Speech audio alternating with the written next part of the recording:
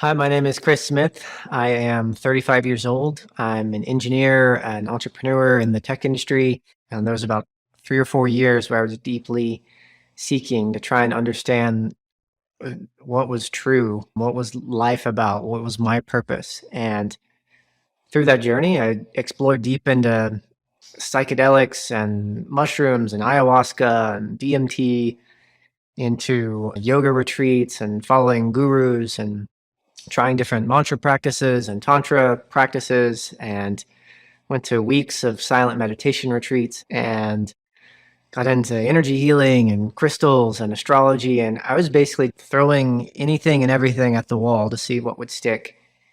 And ultimately, it led me to faith in Jesus Christ. And so this is my story of how I got here.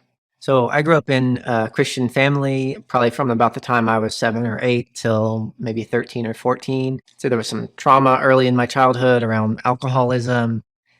But ultimately, the church was a really safe place for me as I was growing up. And it wasn't until I started to get into my teens that I started to really question, like, how can hell exist? And why is it that I, being born in the US or Tennessee, why should I get to go to heaven when people in India or China don't have access to that? And it felt really unfair. And I couldn't get behind the idea of why hell even existed. And I think, yeah, I just started to really question things. And I couldn't find any real satisfactory answers other than people saying, well, that's just the way it is. And yeah, so I stopped going to church and started to really explore and be more open to really any other worldly paths. And that led me to, when I was in college, to be a lot more open to things like starting to read Eckhart Tolle's books on the power of now, or doing some meditations or yoga type Hinduistic practices, or trying psychedelics, and ultimately got into a partying lifestyle and just did whatever I wanted to do. And I'd say I was in that season, I became agnostic and spiritually open. And I studied engineering and business. And when I graduated, I had a really good job out of school. So I moved to Austin, Texas, and did that for a while and moved back to the Southeast. And would really say I wasn't really practicing anything spiritually at that time other than living a worldly life and maybe going to some yoga classes. But a few years after college, I really started questioning a lot more, like, what am I doing here? Like, what is life about? What should I be doing? And questioning, what is my purpose? And that led me to quit the job I was at and start to kind of really question, okay, do I want to start a business in, pursuing some passions of mine, and maybe go travel more and see the world? And so as I was doing that, my dad passed away in that same time while I was traveling. And so it took 3 or 4 days to get back to my home and go to the funeral and do all of the funeral things. So I was home for about 2 weeks and I kind of did the things I needed to do, but I really didn't know how to feel grief at that point or to go through the grieving process. And I think some of that was because of the wounds of maybe growing up in an alcoholic family, or probably just lineage of trauma and emotional maybe unavailability or low EQ, I would say, in my family. And yeah, so that really like kind of, I'd say, accelerated my path of questioning and also increased my own internal sense of suffering. And so I really tried to live a more worldly life after that for a while, just partying more and making good money and traveling all over. But it really started to catch up with me, and I really started to feel a depth of kind of internal suffering and this pain in my heart around, like, what am I doing? And that ultimately led me, I moved to San Francisco around that time and was doing some tech consulting work and eventually worked at a startup out there. But all the while, I didn't feel good. And so I was constantly questioning why. So I'd start to read more about genetics and did genetic profiling, and thought maybe, because I'm at this point in life, I'm very much a materialist for the most part, like an engineer thinking about everything's physical. It comes together in certain ways, and there must be some sort of chemical that's off inside my brain. And I just need to be able to tweak that in some way with supplements or nootropics or diet and rest. And all those things are important, but the more I tried to tinker with things on my own, the more I felt off. And so that led me in the direction of psychedelics, of saying, or at least hearing about people discussing how psychedelics could be used for healing and for spiritual exploration and for creative growth. And I had tried mushrooms a couple times in college, and so I was like, okay, I'll go down this path. And I also started going to Burning Man at that time, which is a big festival in the desert. That's where I started to explore more deeply into sort of spiritualism, I would say, and psychedelics especially. And I would find that I'd often, while going on the psychedelic journeys, I would start to get really existential and question and feel this anxiety of like, what am I doing here? Like, what is this all about? And the second year I went, and at this time trying things like mushrooms and LSD and MDMA, and kind of, I'd say, half partying, half exploring consciousness, exploring my own experience of reality and trying to enjoy life. But this nagging thing is weighing on me. I'm like, what am I doing here? What is this all about? And there was a night at Burning Man where I had done acid, and maybe 12 hours later, so like at the tail end of this trip, I get in touch with a level of grief that I didn't know I could feel. And I wept. I wept all night long. And people supported me and listened to me, and I talked to people about purpose and life, and something really, I'd say, this dam opened up in me that night, and I got in touch with emotions that I didn't know how to feel. And I felt so open and free the next day that I was like, wow, psychedelics must be the thing that I need. When in retrospect, I really need to grieve and to get in touch with my emotions. But they really knocked me open. But they also, at that point, I started to put more faith into psychedelics as a means of spiritual growth. And so I started pursuing that more fully, and going to, like, went to some ayahuasca ceremonies after that, which is a weekend ceremony, and you drink this Amazonian kind of herbal mixture that leads to really like full body hallucinations and mystical spiritual experiences, and you're sitting kind of with a group for 6 or 7 hours at a time. And this season kind of really like shook me. It shook my materialist mind, took me for a loop, I would say. Like, it was getting harder and harder to believe that the world was strictly material, was strictly hard physical things that were all scientifically measurable. I had some experiences with those substances that led me to be like, okay, I can't explain this in any other way other than there must be some immaterial, like non-physical aspect of life. And that led me to quit the job I was at the time, be like, I need to explore this. And I was looking at how do you apply virtual reality to help people learn or have these type of experiences, but without the substances.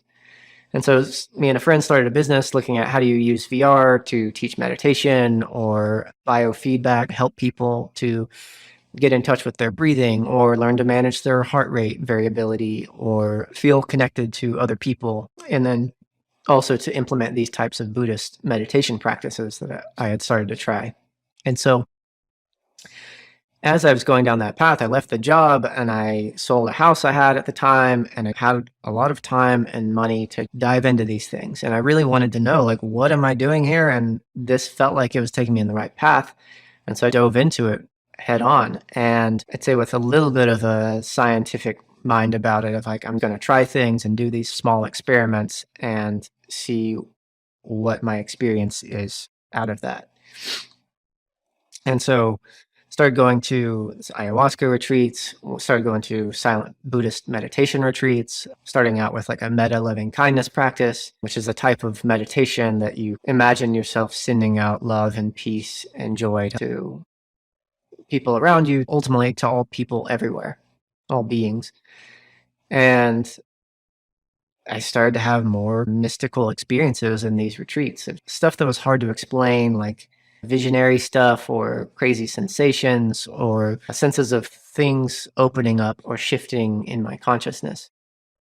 And so I assumed that meant I was moving in the right direction, so really doubled down on that. And psychedelics, after having that experience of getting in touch with grief, I really doubled down on them and tried other types of psychedelics. And I guess it was probably fall 2016, I had an extremely dark experience in an ayahuasca retreat. And this is like, I just read this book called The Body Keeps the Score, which is about how sort of trauma lives in the body and how healing happens, but also how the unconscious holds on to these unresolved emotions and that kind of thing.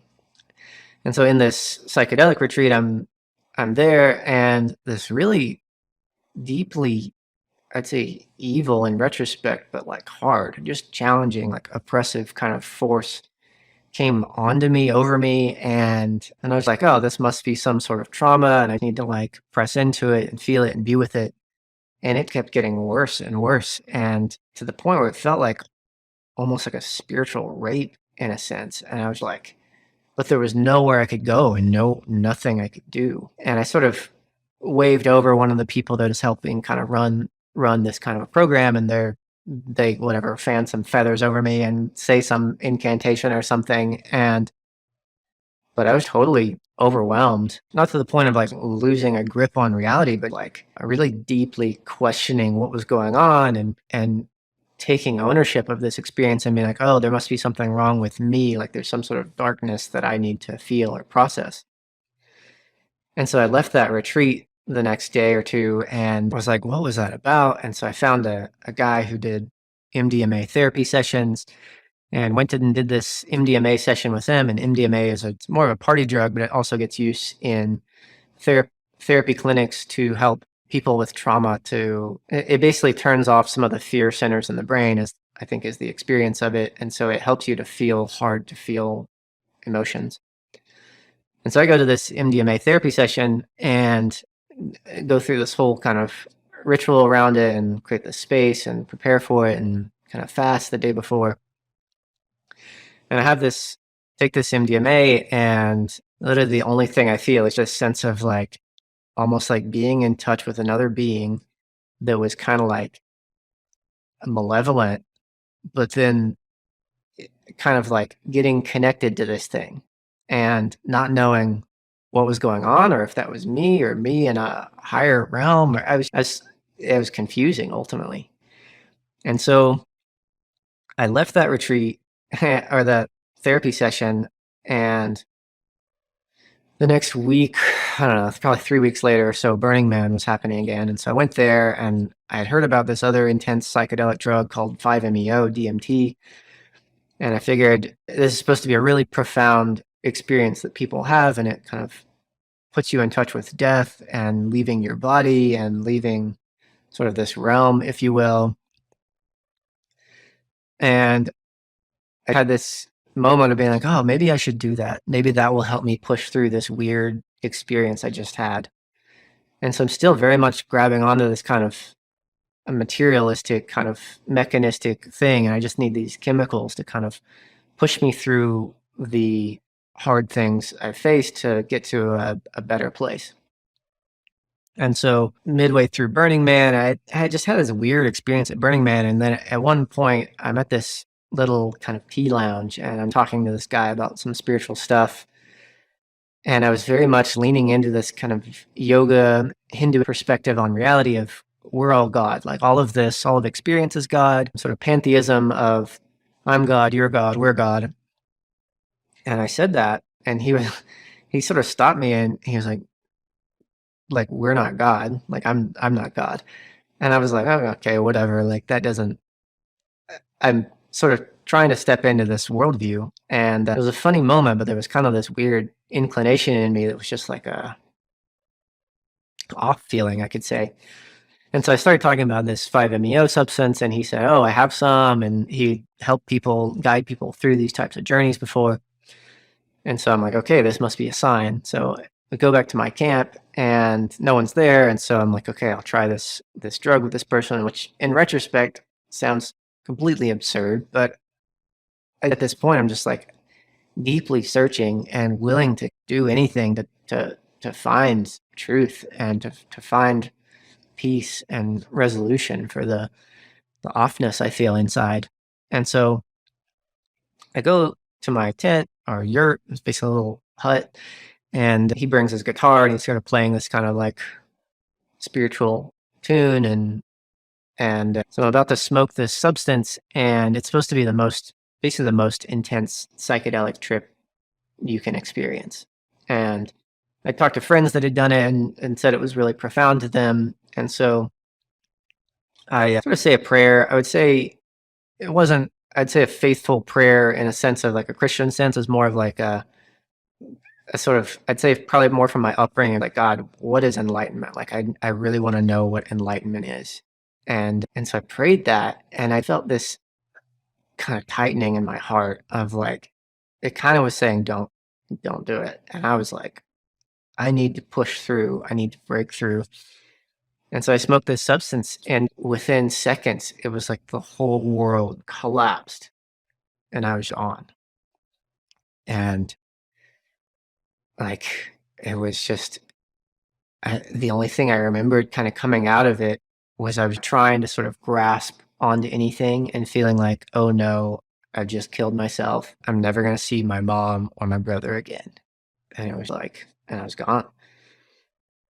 And then, I don't know, 5 to 10 minutes later, I come back, and it's like a zap back into my body, and I stand up, and I'm like, holy crap, what just happened? And I like literally pick the guy up, and I'm like so happy to be back in my body, and I'm like touching the walls, and everything's really intense for a few moments.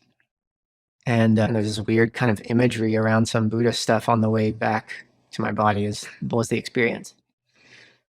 And so I come out of that and I feel like, what just happened? Like, did I just die? And I felt off, even more off. And in some sense, like kind of more numb and dead inside. And I was like, man, what happened? And I like couldn't grasp what had just happened. But I kind of came to the terms of like, I need to stop doing psychedelics and trying to push myself. So I get back from Burning Man and I feel off. It's harder to concentrate. I feel more scatterbrained. And so it's harder to focus on the business, the virtual reality business. And albeit we were starting to have some success, we were working with some big universities like Stanford and Cornell, and had some success working with a children's hospital and some virtual reality experiences for them to use for kids. And it was like there was so much going on spiritually for me that I was just like, I can't focus on this. And so the guy I was working with kind of went and traveled for a while, and I was left questioning like,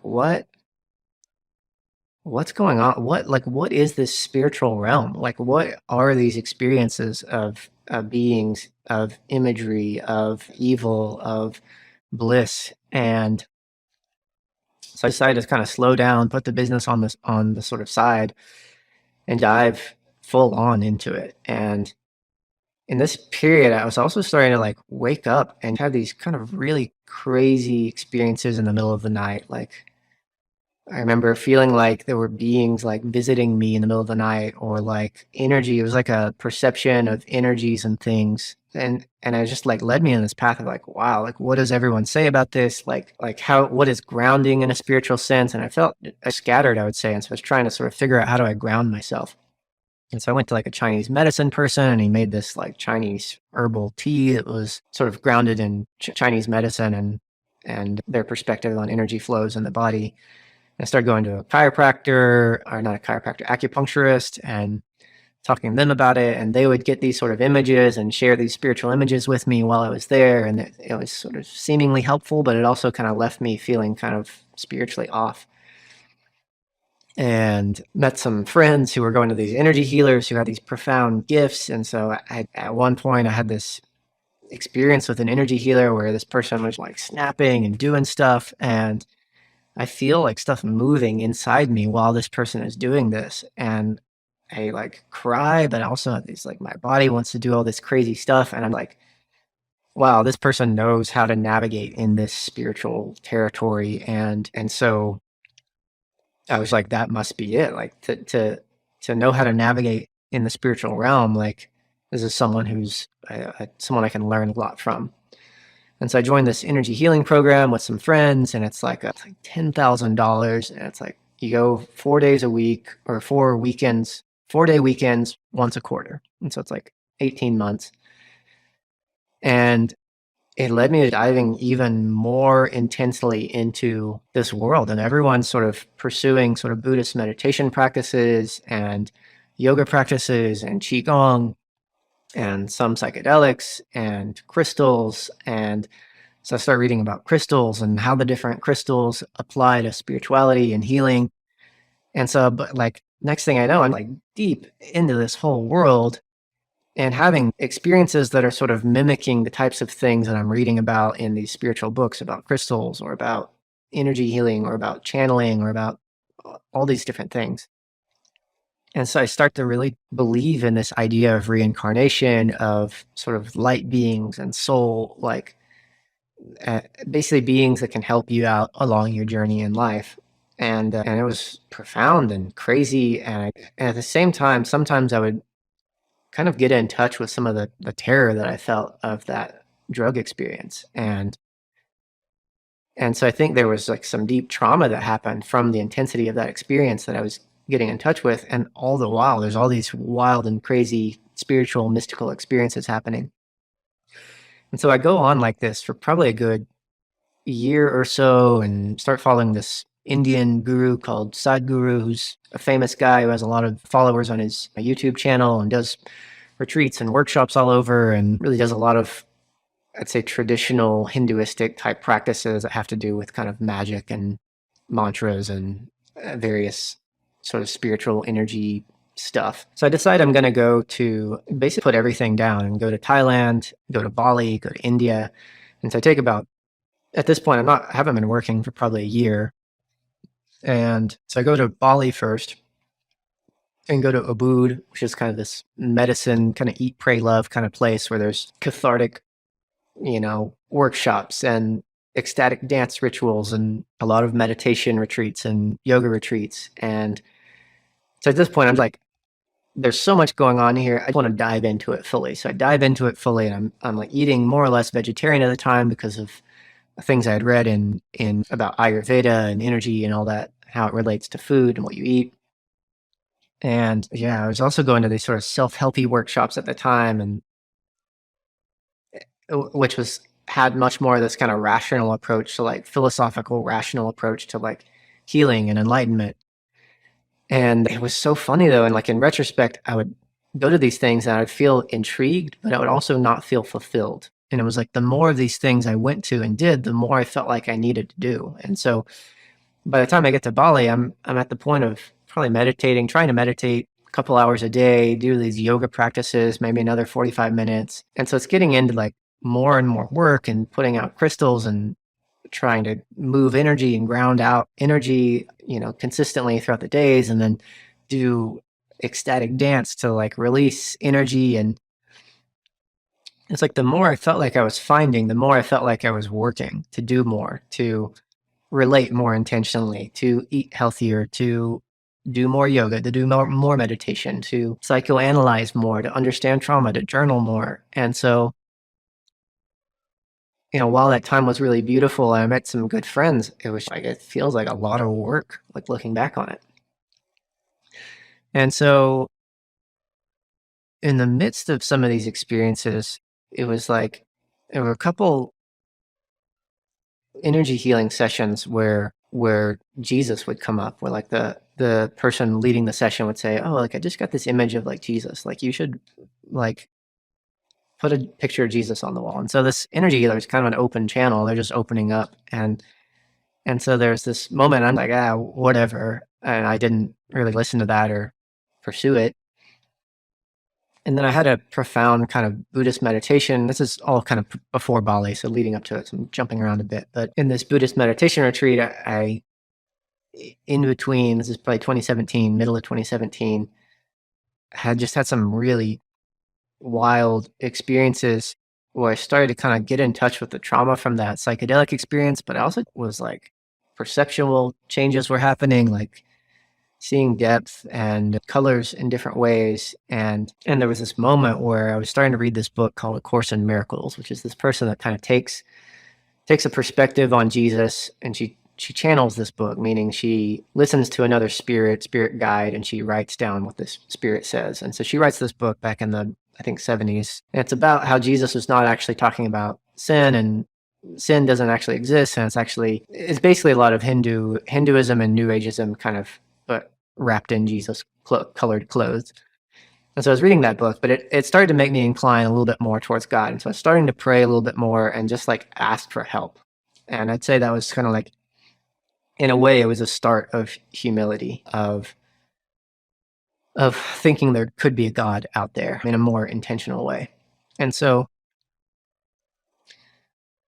just had a really wild experience after that meditation retreat and starting to kind of do these meditation practices, but also kind of pray. And so I get back from that to California, and I go to this energy healer, and there was this moment of, I'd say, intense bliss, intense kind of expansive bliss. And there's this moment of like this image of like these white chariot of horses comes in, and there's like a hand that like reaches down, and like it feels like it's touching somewhere in my heart that like hasn't been touched, but knows, like it was like all I wanted to do was grab this hand and like know that I'm safe. And then the energy healer woman, she was like, whoa, Chris, you're stay on the earth, you're going too high or something. And it was this weird moment of like, whoa, like I feel like I'm having this mystical experience that's true and profound, but also like touching a place in my heart that is deep and is able to receive some love and some sense of higher power. And but it was funny that she was the one who's sort of expert in energy and was saying that I'm like going off too far. And so like that stuck out to me in that moment. So these sort of little tidbits of kind of God-like types of experiences were happening, specifically in the sort of Christian sense. And so anyway, I get to Bali, and I'm like, I'm going to go to every energy healer I can find. So I go to this woman that has these crazy abilities to like, and basically it feels like she's electrocuting your whole body, but she's standing there with her husband, but it feels like being connected to like a power outlet. So like, but it wasn't that healing. I didn't get much out of it. And went to other people, they poke, sticks in your feet and tell you things about your life. And went to this tarot card reader, and she like said some stuff that really resonated with me, but she was also like, it was weird. She like brought up Jesus. She was like, there's something weird. She was like, there's something about you and Jesus. And at the same time, I'm like very much not pursuing anything Christian. I was like, wow, that's weird. Like I'm not, yeah. And so I basically think of it as like, okay, I need to look at Christianity and think, how do I reconcile Christianity with all of these other faith traditions? Because surely they're all saying the same thing. And so that's kind of the perspective I'm going at it from, is like, Jesus was another guru or prophet like the Buddha or like Muhammad or Lao Tzu or all these different people. And so that was another moment that stood out to me. And so I have some more healing-y kind of mystical experiences like that in Bali. I come back, go to an energy healing retreat, go back to Thailand after that. And in Thailand, I went to some yoga retreats and really focused on like eating healthy and journaling. And it was around this time I was really getting in touch with, I would say, grief, trauma around my dad and around my childhood. And I went to this 10-day, it's called Inner Dance. It's like a sound-based healing ritual where this guy went and lived for a couple of years on an island by himself and fasted from, I think, food and water for like a month straight, and had some crazy experiences, and then started realizing he could pass some of these experiences through this musical experiences where people just lay on the ground and have these sort of cathartic releases while he's DJing this music in a certain way where he like slows it down. In retrospect, I realized that was not good, in the sense that it's basically opening yourself up to wherever this sort of spiritual energy wants to take you. And there's not this question of like, is it a good thing or is it a bad thing? Is it a good spiritual energy or bad spiritual energy? I was just open to anything and everything.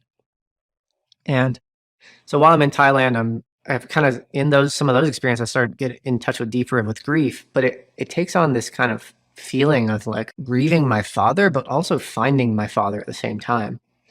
And so I'd go deep into this like wailing grief. And at the same time, there was this sense of a release of my dad in a way. And so that was beautiful. And it wasn't until I got back home, probably a month or so later, and I was going to make a video about my dad and about his passing and about all the places that he loved and used to go to and around where I grew up.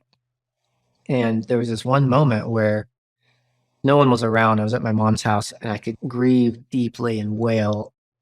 And there was this moment of higher love that came in, and it felt like I was being held in that. But it was fatherly and it was beautiful. And it was like I was just being held, and it was like I was letting go of all the ways that my father wasn't perfect and the anger and the frustration I had with him. But it was all being held in this deeper, peaceful way. And it was like fatherly love that was beyond, so far beyond my physical father.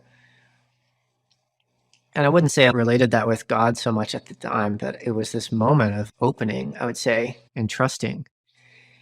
And so probably a week after that, I left and I went to India, and I did this 3-week Ayurvedic cleanse called a Panchakarma, where you do all sorts of things. It's heavily steeped in Hinduism and their perspective on energy flow in the body and how food relates to prana and how energy moves. And at this time, I'm at probably the height of my willingness to seek and strive towards truth. And I basically put down everything, and I was doing hours of meditation per day, hours of yoga per day, hours of, including stuff like getting up in the middle of the night to sit there and meditate on the nature of self and identity, and reading book.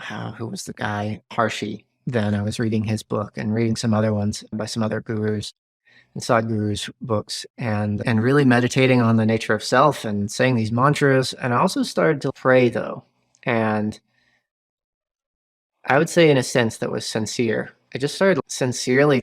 It was like there was this hardness in me that I was trying to let go of. And I didn't know if I needed to like forgive others, forgive myself. I was like dwelling on these things that I had done wrong or kind of missed the mark in my own life in retrospect, and trying to let go of some of that stuff to be free from it.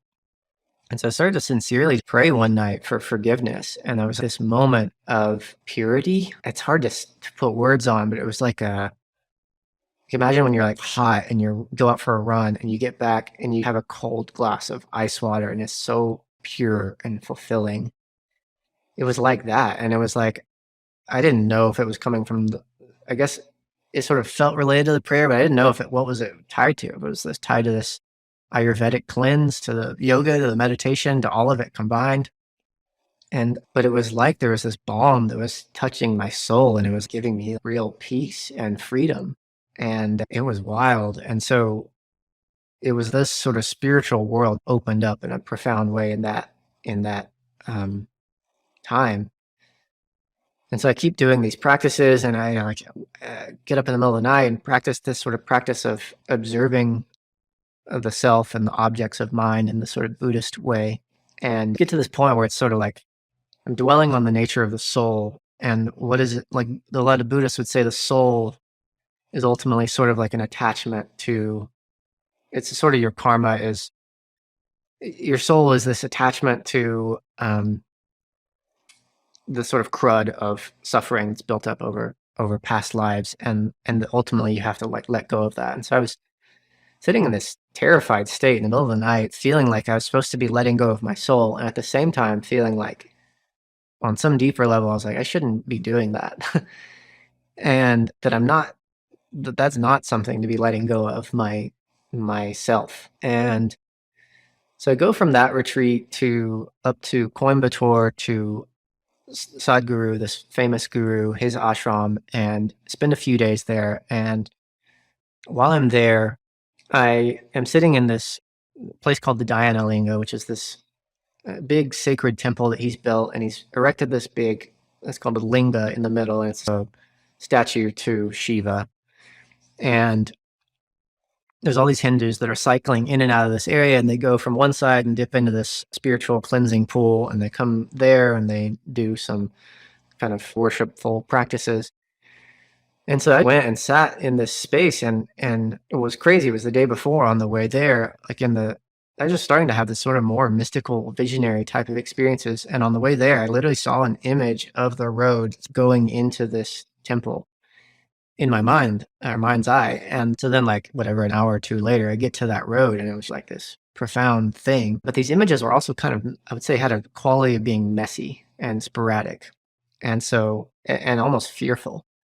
And so I'm like, wow, there's some crazy things that are happening spiritually here. But I was just like, all right, I'm just diving in. And so I go sit in this big temple, and I'm sitting there, and I start praying, and I'd say surrendering, like letting go, like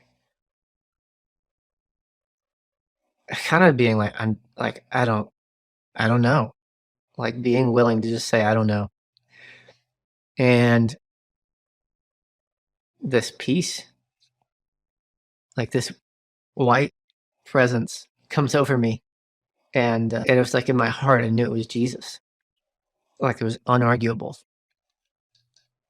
And I can't explain that in any other way except for just like my heart knew it. And it was like this, it was just like he spoke into my heart. He said, you're loved,